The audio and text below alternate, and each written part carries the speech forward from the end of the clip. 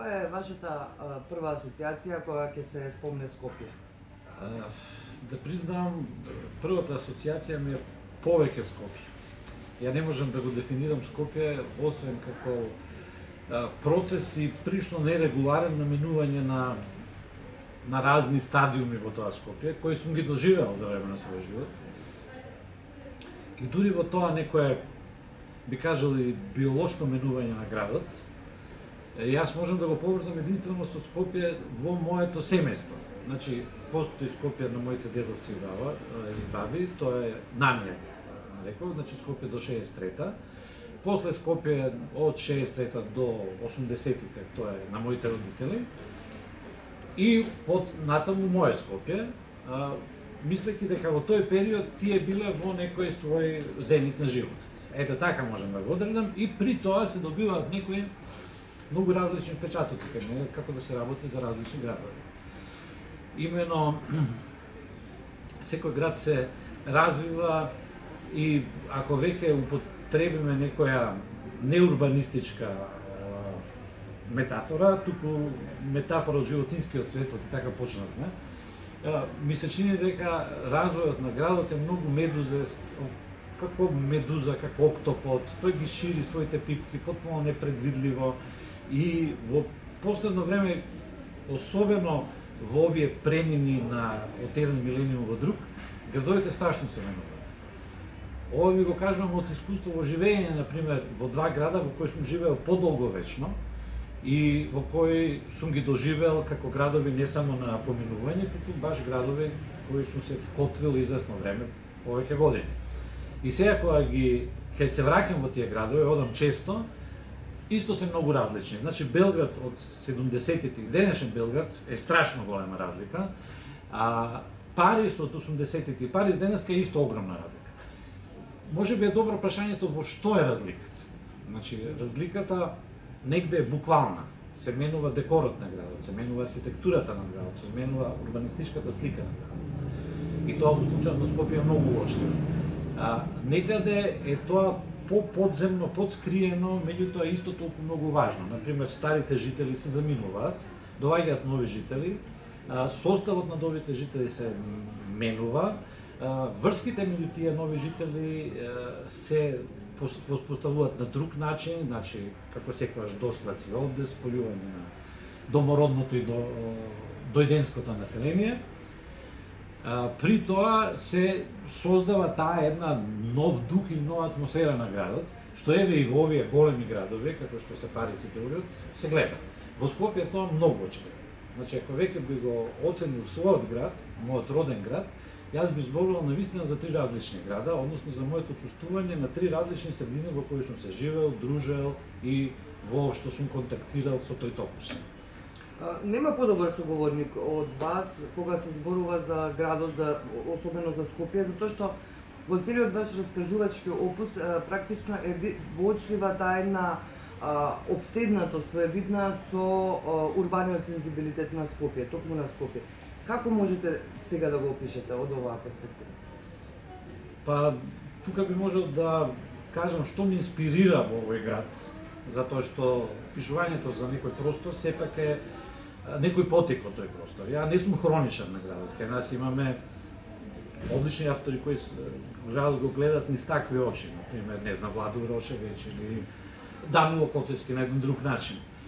Мене во целата таа структура на градот, тој организам ме инспирира пред се неговата хаотичност, неговата неспојивост. Значи, Скопје, иако може да се одреди како нешто што е спој меѓу традиција и ново, меѓу исток и запад, за мене не е спој. За мене е едно недоразбирање, мешање,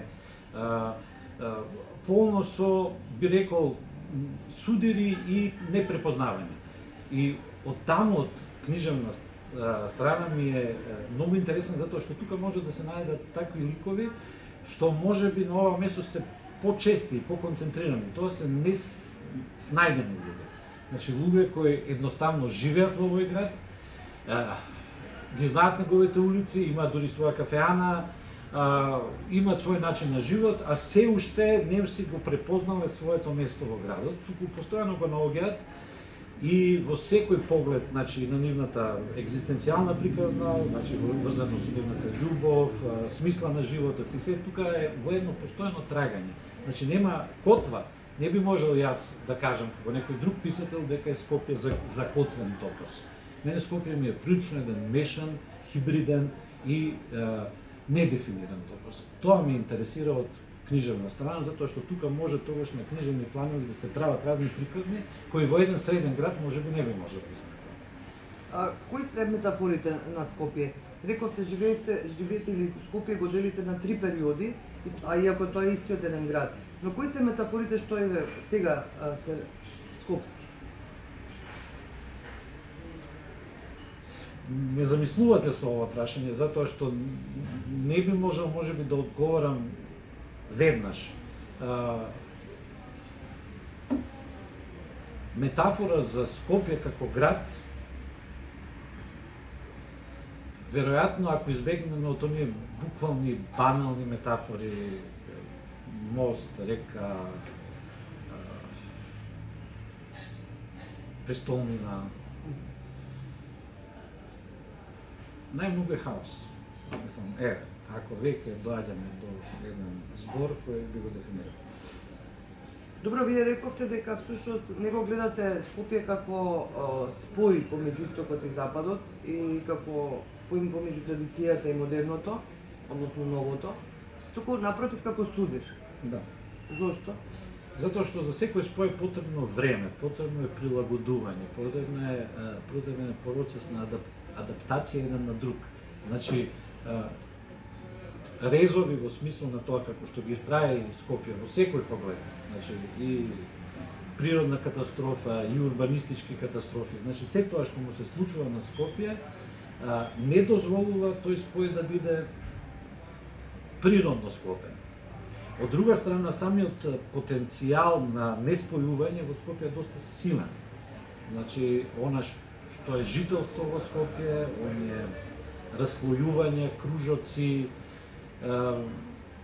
често мислам дека се работи за оделни, како да кажам, територии, не буквално географски, него територии на духот, кои се ги брани една група луѓе, кои со другата група луѓе воопшто нема никаков спој, напротив, мислам дека се продлабочува неспојот меѓу групите. На секоја основа. Значи, еве јас да зборам на оно што ми е најовака на културолошка основа, на вистина Скопје манџа не знам, попара. Затоа што тука можете да најдете, например, луѓе кои носат алтернативни авангардни идеи. Од друга страна има луѓе кои се, како да кажам, жители на овој момент носат некои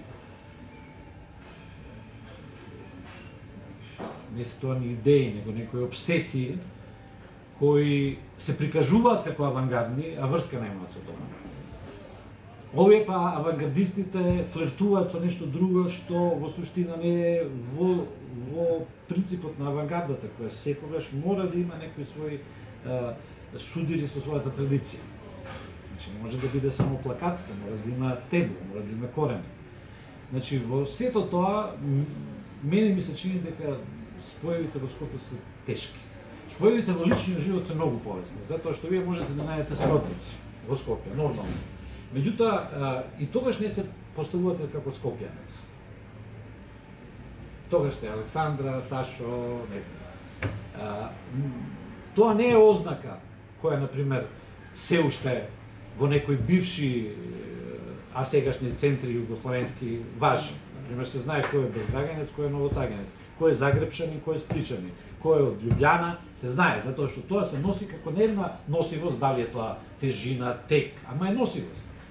Во Скопје тоа го нема. Дури и кога имате семена традиција, вие таа семена традиција не можете да ја подкрепите со вашиот живот, затоа што вашиот живот од таа семена традиција, тие врска стана многу малку. Пријателите, децата на пријателите на моите родители или не се во Скопје, или со нив не се гледам. А да не зборувам за пријателите на предходната генерација на моите дедовци, кои воопшто не ги знам. Значи, толку брзо се растураат работите, што зборувајќи за еден печат на градот, во смисол на жител на градот, е многу тешко тоа да се најде. Јас сега морам мала една дигресија, тоа го реков и во однос на другите градови, затоа што баш со некои мои пријатели од Париз го водевме истиот разговор, во кој тој исто го кажува дека неговото париско друштво веќе го нема, дека тоа или раселено, дури кај нив е многу интересно што тие се баш има дисеминација, они одат во некои други париски градови или патуваат во други држави, не заради емигрантски потреби, туку од некоја тесковност. Така да и во тие градови кои се символ на еден светски светилник, се губи таа ознака, а камоли во Скопје. Како се сеќавате на земјотресот? Како се сеќавате на тие претходни периоди што ги нарековте? Имате ли убави сеќавања од 80-тите? Како беа сеќавањата? Како го преживеавте таа катастрофа во тие години на земјотресот и потоа? Па ја имав едно многу спокојно детство. Значи, многу близу тука, тоа беше пајко мало. Интересно е, еве, кога зборуваме за Скопје, можеме да зборуваме за куки. Значи, од куките на моето детство, односно на моите семејства, само една е останата, тоа е куќа во Кукушка и се уште е многу убава. Иако веќе се рони и едноставно веќе е многу набрчкана од времето, но сите други куќи ги нема. Значи ги немаат скопските куќи, а за разлика од тоа куќите, например, на мојот прадедо во Куманово се уште стои, или на мојот чукундедо во Штип се уште стои. Тоа е исто еден показател како во Скопје работите се менуваат. Значи јас морам да кажам дека моето сеќавање на тој дел од првото Скопје е со Пајко Мало. Значи во Пајко Мало беа такви куќи кои воопшто не настрадаа од земјотресот, после ги струшија. Меѓутоа, она што ме врзува во тој процес на растење, значи во таа иницијално спатување на животот, тоа е Пајко Мало. Значи тие сите миризми, манџи, куки, големи капичици, дворови огромни, детски игри по сопеци, и сето тоа траеше прилично долго во смисол на раснењето, затоа што траеше до мојата 10-та година. 10 години се многу, особено во развојот на било кое човечко суштинство. И после тоа се смени, потоа Скопје стана солидарен град. Мене ме фаќа пубертетот, значи на некој начин ширењето на Скопје, именувањето на местото, ние веднаш се преселивме во Карпуш, каде што нормално добивме монтажна куќа и оваа куќа остана, ама ја срушија. И таму веќе беше смена на се. Значи тука беа моите другарчиња. Тука беа нашите бабички, мамички кои не вика и ни носеа варени јајца по улица. Ги снемани. Дојдоа други. Меѓутоа добро беше затоа што се смени биолошкиот период. Веќе станавме момчаци, се пробудија некои други интереси, почна тие рок состави во Скопје, ја веднаш почна да свирам, почна корзото. Значи тој период не ми е лош период, ако така го сметам. Потоа е првата травма ја доживев кога се вратив од Белград, односно од Париз, затоа што јас бев студирам во Белград, преживеев малку, и во Париз се вратив тука 80, значи конечно 84-та. А отидов 71-та. Сега видите кој е тој голем период. И што се случи? И се случија разни судири. Сега, во тие судири тука имав разни судири. Знаеше, судири на работа, бе бркан од работа, формирање на некои навистина алтернативни дружини, таа уста која постоеше, во кој сите членувавме, значи и сега, еве тоа е исто чудото на Скопје. Извините вака што сум не поврзан, ама нека се тече на това. Значи се формира таа уста, една групација на многу млади луѓе од разни струки во смисол на една алтернативна група која ќе развива стрип, која ќе развива друг тип на литература, која ќе развива филм, ликовна уметност. И сега кога ги гледам преживеаните, затоа што некои сепак од таа група и заминаа од животот, кога ги гледам преживеаните луѓе, кои се сега мои врсници, фрапантно е колку тие се разликуваат еден со друг. А сите се дружевме, правевме исти работи. Еве да ви кажам еден најфрапантен случај. Значи, од една страна еве Игор Тошевски. Од друга страна Евангел Божиновски. Ние бевме во иста период, во Устав. Како тие се развија понатаму, каков избор направија во животот, фрапантно различен. Значи, кога размислувате за тие работи, тогаш сваќате зашто е Скопје хаотично. Значи, кога има барем алтернативно дружење, оно мора не само да има своји достржни, може да има и недоразбирање и се, мора малку да потрае, мора малку да остави траги во средните. Мора тие доследности да останат во личната поетика на секој од тие автори. Тука тие работи брзо се менуваат. Добро, од аспективе на актуелноста, може ли да се направи паралела, возможна е ли воопшто таква паралела Скопје 63-та, Скопје 2014? Не е можно. Не е можно затоа што се работи за сосем други времења, не само во смисла на време, тоа време се случи, ова е времето во новиот милениум, туку сите контексти се различни. Значи, контекстите на едно граѓанско живење, на еден социјален живот, на една политичка основа, на една урбанистичко градежна, што е многу важна, и најважно е големината на градот. Јас се сеќам, татко ми беше инженер и он беше во тимот на Кензо Танги. Они кои разговара, постојано им беа тие главни поврзувања меѓу старата железничка станица и ова место кај што сме тука. Ја ги наслушнувам тие разговори и чаша. Значи тоа требаше да биде еден отворен простор каде што сите други објекти, како што е например ГТЦ и другите, ќе се вклопуваат во таа отвореност на проток на луѓе. Толку почна да се заградува, да се спречува тој проток, а од друга страна градот се расшири на други мали градчиња, што сега веќе живеат скоро непрепознатливо за човек кој не е трча многу. Ја возам точак, ама сепак некои делови од градот ја тоа воопшто не ги знам. Например, јас пред некој ден бев во Ново Лисиче, ја се запрепастив што е се таму. Да не зборувам за препознатливи стари делови на градот, па што ги знам добро, како што е Дебар Мало, например, или како што е Пајко Мало, така да споредбите се сосем два различни града, сосем дури два типа на луѓе и жители кои живеат во тие градови. За тоа сакам да ве прашам. Њујорчаните некако носат свој сензибилитет. Ке речат тоа е њујоршки, или парижаните, или белграѓаните. Да. Може ли да се зборува за скопјани во таа смисла? Па ја мислам веќе ви одговориш на прашањето, дека и тоа е страшно тешко одржливо и веќе не доаѓа. Каков е менталитетот на скопјаните? Тоа сакам да. Па јас сега можам да ви кажам како беше менталитетот на дедо ми и неговите еснавски пријатели, или како беше менталитетот на пријателите на моите родители. Но тешко можам да ви го објаснам менталитетот на моите пријатели, затоа што нема препознатливост за тоа. Да не зборуваме повеќе од аудио ефектот, да не зборуваме за визуелниот, кој исто фрапантен и боде очи. Кога влезете било каде, она што е богатство во самата суштина, различните диалекти или нешто што луѓето едноставно ги лоцира во својот автентичен јазик, да кажем, што го зборуваме, одеднаш исто стануваат кружоци. Например, дојдете во автобус, гледате, на 3 седишта седнале штипјани.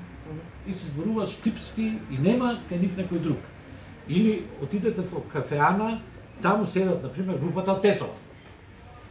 А за разлика од нив, јас не можам да најдам, например, а и не ги наоѓам затоа што ги нема, и си ги наоѓам меѓу овие пријатели. Например, старо скопско дружење. Нема. Божемски и Дадија постои, ама се е тоа, ајде употреба на еден банален израз, прчење. Повеќе од колку што е стварно. Некако ми одговоривте на прашањето дали е Скопје град за неговите граѓани. Ама еве ќе ве прашам и тоа, и во контекст на тоа каков град, како ќе се развива, имате ли некаква визија? Можете ли да претпоставите? Може ли некој воопшто да прогнозира во каков град се претвара Скопје или ќе се претвори? Визиите веќе ми се расипаа, меѓутоа можам да кажам дека пред 20 години има визија. Значи, кога ги правевме пријутно, мислев дека барем културолошки Скопје може да се менува, односно процесот за земење на простори. Значи, да се земење на простори кои стануваат алтернативни, да има повеќе места за дружење на млади, да има повеќе, тогаш беа домови на културата, но театри, концертни сали, шупи во кои стануваат путни места. Тогаш мислам дека постоеше една атмосфера. Па не знам дали се сеќавате, вие сте помали, но во тоа тогаш само се множеа групи со жети програми. Не знам, таму беше Зеро, овде беше Петиот круг, таму беше ова видеопродукција, Фабијаничи компанија. Значи, се случува некои работи и тогаш, морам да признам, па дури рок сцената беше изворедна во тоа време. Мислев дека таа така наречена субкултура ќе се пробие и ќе се го добие своето место и тој културен код на градот ќе го подигне на едно ниво. На едно доволно ниво за Велеград. Ние не можеме да очекуваме премногу, меѓутоа тој културен код многу тајга сега. Културниот код на Скопје не е културен код на престолната провинција. Провинција не во смисла на одредба, него на културолошки. Без оглед колку манифестации има, без оглед што стално се случува, нема поместување во она смисла во која вие го наведовте и Њујорк и Париз и не знам големите сцени, и Берлин, например, кој исто е една страшна мешавина, во кој тој културен код е секогаш висок. Значи, него го прават алтернативни луѓе, меѓутоа него го прават и простори, освојување, поврзување, она што зборувавме на споеви, така да не постои само групичка, например, на ликовни уметници или групичка на независни писатели, него сите на некој начин да соработуваат преку идеи, што е најважно, затоа што тие си постојат, меѓутоа ако се затворат во одредени проекти, што исто е добро, тие проекти станат малички само парчени, тогаш не постои таа мозаичност, него секој си работи по свој темп. Благодарам.